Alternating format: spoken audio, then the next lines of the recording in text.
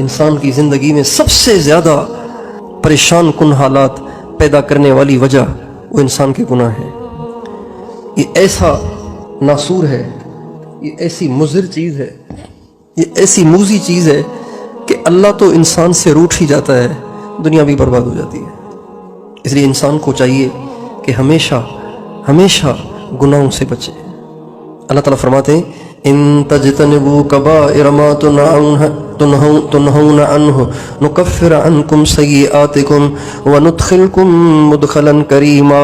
جب تم کبیرہ گناہوں کو چھوڑ دو گے تو اللہ فرماتے ہیں پچھلی کوتاہیاں معاف کر دوں گا، تمہاری بری عادتوں کو اچھا کر دوں گا، اور میں تمہیں عزت والی جگہ میں داخل کر دوں گا، یعنی جنت میں۔ اور یہ گناہوں کا ایک اثر تو یہ ہوتا ہے کہ انسان اللہ سے دور ہو جاتا ہے، فاصلے بیچ میں آ جاتے ہیں۔ ایک اثر یہ ہوتا ہے کہ زندگی اجڑ جاتی ہے، زندگی کا سکھ چین لٹ جاتا ہے، اپنے بھی ناراض ہو جاتے ہیں، روٹھ جاتے ہیں، بے وفائیاں کرنا شروع کر دیتے ہیں، اور انسان کے لیے زمین تنگ ہو جاتی ہے، کہتا ہے کہاں جاؤں۔ یہ اس کے اپنے کرتوتوں کی سزا ہوتی ہے۔ اور تیسرا گناہوں کا نقصان یہ ہوتا ہے کہ انسان سے نیکی کی توفیق سلب ہو جاتی ہے، نیکی کی توفیق اس سے سلب ہو جاتی ہے۔ یہ جو لوگ کہتے ہیں کہ معمولات نہیں ہوتے، مراقبہ نہیں ہوتا، ذکر رہ جاتا ہے، تہجد میں اٹھا نہیں جاتا، آنکھ نہیں کھلتی، بہت کوشش کی ہے، الارم بھی لگاتا ہوں، جلدی بھی سو جاتا ہوں، پھر بھی آنکھ نہیں کھلتی، آنکھ کھل بھی جاتی ہے تو اٹھا ہی نہیں جاتا، رہ جاتا ہے، یہ سب کی سب باتیں گناہوں کی نحوست ہیں۔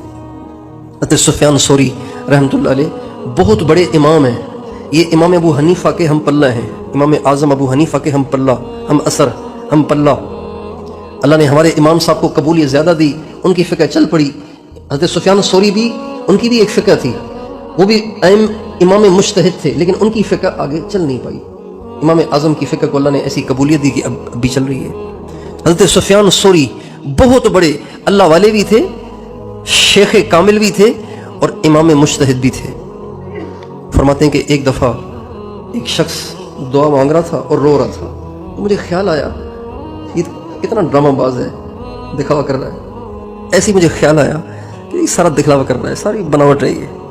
کہتے ہیں یہ بات تو رفع دفع ہو گئی، میرا تو اس طرف دھیان ہی نہیں گیا کہ مجھ سے کوئی بہت بڑا جرم ہوا ہے، بس چلتے چلتے بدگمانی آئی گئی ہو گئی۔ لیکن اس بدگمانی کے گناہ کی نحوست سے 6 مہینے میں تہجد سے محروم رہا۔ کتنے مہینے؟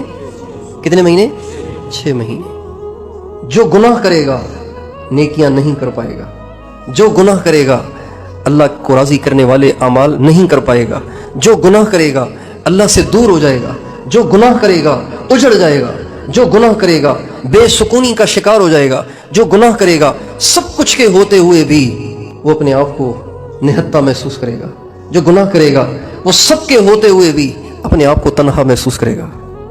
اس لیے یہ بہت بڑی رکاوٹ ہے اللہ تک پہنچنے میں۔